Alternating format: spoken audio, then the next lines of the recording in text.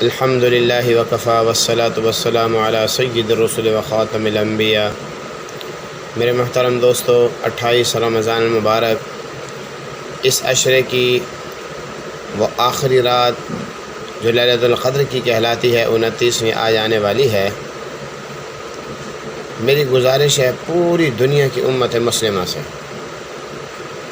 ہر درد دل رکھنے والے مسلمان سے، کہ فلسطین میں جو کچھ ہو رہا ہے وہ ہم سب کے سامنے ہے۔ یہ مسئلہ فلسطین والوں کا نہیں ہے۔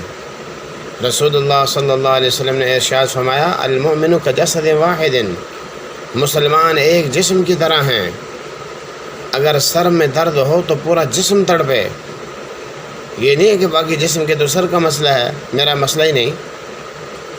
ہم ان کے لیے دعائیں خیر کر سکتے ہیں، اللہ کے حضور رو رو کے دعائیں کر سکتے ہیں۔ قیمتی رات آنے والی ہے، اور جو ہمارے معاشرے کے اندر غریب افراد ہیں، مستحقین افراد ہیں، ان کے لیے ہم صدقۃ الفطر کا اہتمام کریں، چونکہ عید کی نماز سے پہلے صدقۃ الفطر ادا کرنا ضروری ہے۔ عید کی نماز جب ادا ہو جاتی، اس کے بعد اگر کوئی شخص ادا کرنا چاہے تو اس کا صدقۃ الفطر صدقہ فطر نہیں کہلائے گا، وہ ویسے عام صدقہ ہوگا، اس کو فطرانہ نہیں کہیں گے۔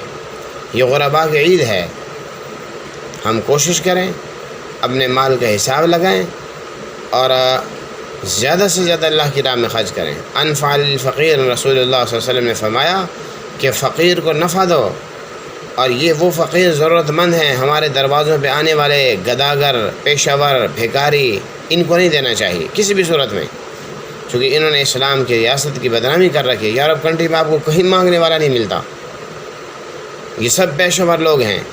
ہم اپنے خاندان میں دیکھیں، دینی مدارس کے طلباء دیکھیں، ائمہ کرام مساجد کی خدمت کرنے والے عملے دیکھیں، اگر وہ ضرورت مند ہیں تو ہم اپنی جو ہے وہ فطرانے کی رقم ان تک پہنچائیں۔